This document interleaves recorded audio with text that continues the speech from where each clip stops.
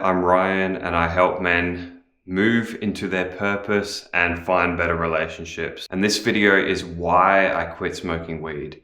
Now, I used to smoke weed when I was quite young, like 17 years old, and I continued to do so into my 20s. I knew long back that weed was no good for my mental health. I knew that it was just not really doing what it used to do for me. It used to make me feel good. Like, I used to have a great time with my friends and we'd have laughs and it was amazing. It would make everything feel better, taste better, sound better.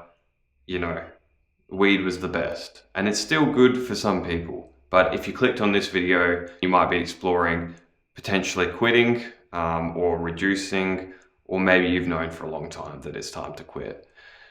So I'll go through some reasons why I stopped that relate to me. Maybe you can relate. Let me know in the comments. Reason number one why I quit weed is brain fog.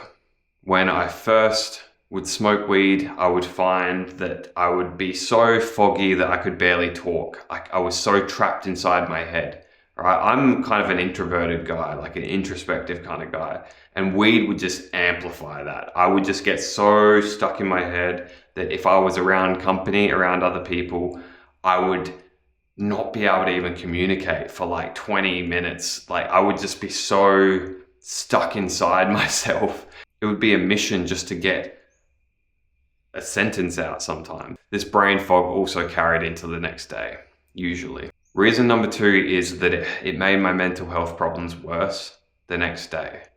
And even 2 or 3 days afterwards. It wasn't until the 3rd or 4th day that I would sort of start to feel normal again. It got to that point. It would make my depression worse. It would make my anxiety worse.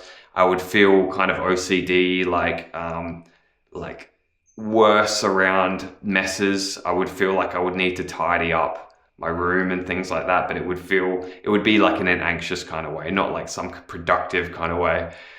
It would just kind of make some mild OCD just come online. Reason number three, along with the brain fog when smoking weed, the paranoia, right? The paranoia in the first sort of 15, 20, 30 minutes. I would just feel so paranoid because I'd be stuck inside myself. I would be unable to kind of like feel comfortable in my own skin. The thing with weed is the THC, it can activate our limbic system, which is our emotional system in a different kind of way.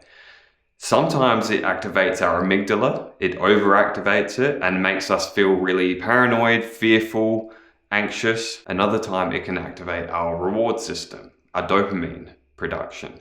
That's when we feel euphoric.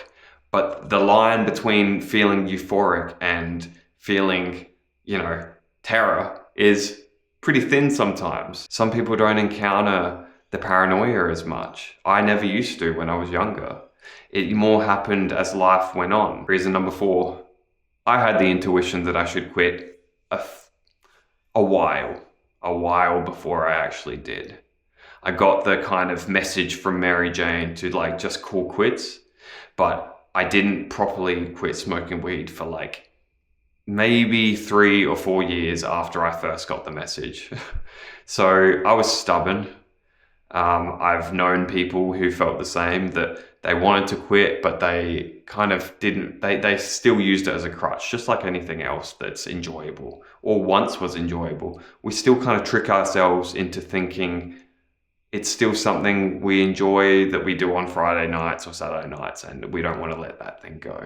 Reason number five, I felt like when I was high, I would just get locked into dopamine holes. Now, what I mean by dopamine holes is I felt like when I'm high, like I would just do anything to increase my sensation of dopamine. Take your pick, too much scrolling, too much eating crap food. I would get a lot of dopamine just from listening to really loud music. That's not necessarily like a bad thing, but maybe a bad thing for my ears. I felt like I would drain my dopamine circuit, essentially. I would drain my reward system and I would feel like crap afterwards, yeah? Because when your dopamine is really low, you just feel kind of like numb, right? Reason number 6, lack of motivation. Lack of motivation followed me not only while I was high, but several days after.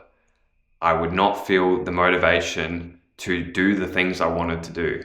Now, through my 20s, I was still quite disciplined and I wanted to go to the gym and stay fit, stay healthy, keep a clean space, all those kind of things. It would just feel like I'd have a weight on my shoulders while I was doing them.